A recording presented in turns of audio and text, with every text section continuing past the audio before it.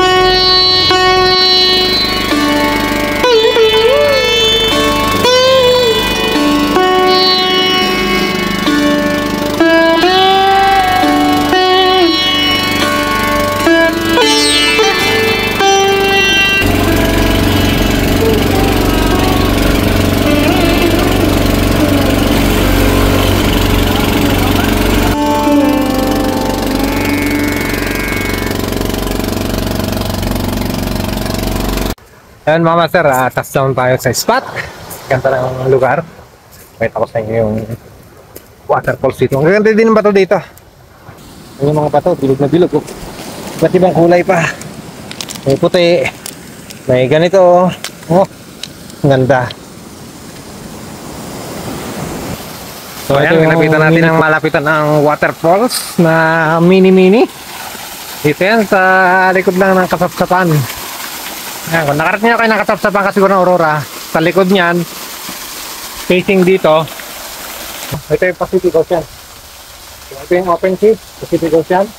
Diyan naghuhuli ng mga marlins, yung mga nakita natin kanina doon. Sa pinagsakyan natin ng bangka kanina. So ang lamig ng tubig, mamaya, siyempre maliligo tayo dyan. Kasama tayo sa camping site na nalakaran na naiwan na tayo. Doon na sila. Siyempre, magmamarites na tayo dito. Mayroon pa dito maliit na patak ng tubig. Yan o. Kung ikaw ay binabanas, tumapat ka lang dito.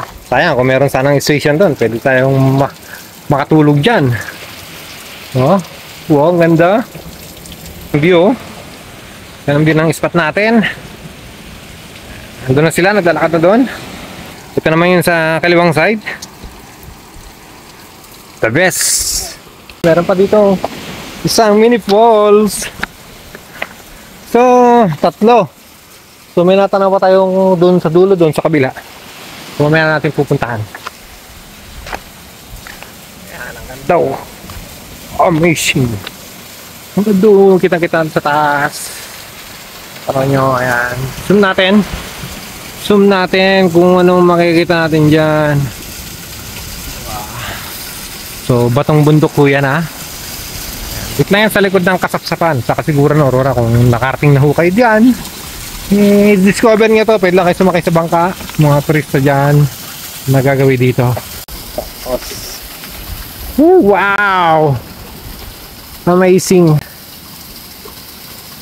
Diba? Maliligo ka lang sa tubig dagat. Tapos maganlaw ka dito. Woo! Yummy! Ayan ang lugar oh. Yan oh, di ba? Napakagandang place, mga master. The best na palamig ng tubig, pwedeng inumin.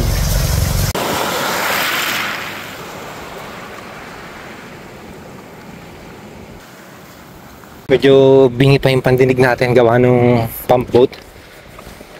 Nasaan kayo makasama natin? Naliligaw na yata ako ah. So, naririnig nyo yung dagundong ng tubig. Ayan. Diyan lang yan sa gilid. Pero sa ano, kalmada ang tubig dito. Ah, di na pala sila. Ayun. Dito pala. Kung nakita nyo yan, dalawang patong yan. Pakaganda. Ang ganda naman dito sa lugar nyo. Sa lugar pala natin. The best. Ang ganda. Sarap matulog. Sana gagamitin yun sa Tapnak? Mag-iwel ka? Ano sir? Mamaya na. Mamaya tayo matulog.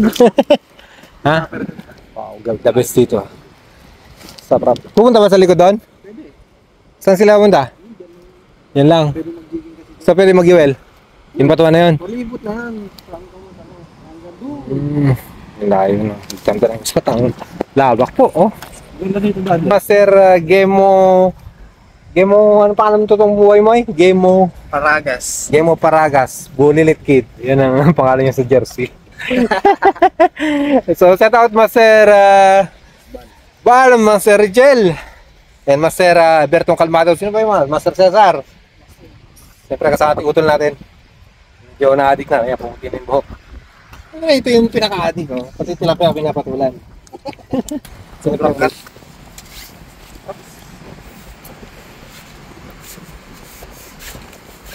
Thank you, Litma, for this ride. We're here in Philippines for field test. May see later, maybe catch a big shark. Hindi, anong nangyari? Ano? Yes, Chinese. We're using a Shimano Sustain 2500. It's a medium rod, Litma. Machine gun. Ayan ang kanyang kutis. Torok.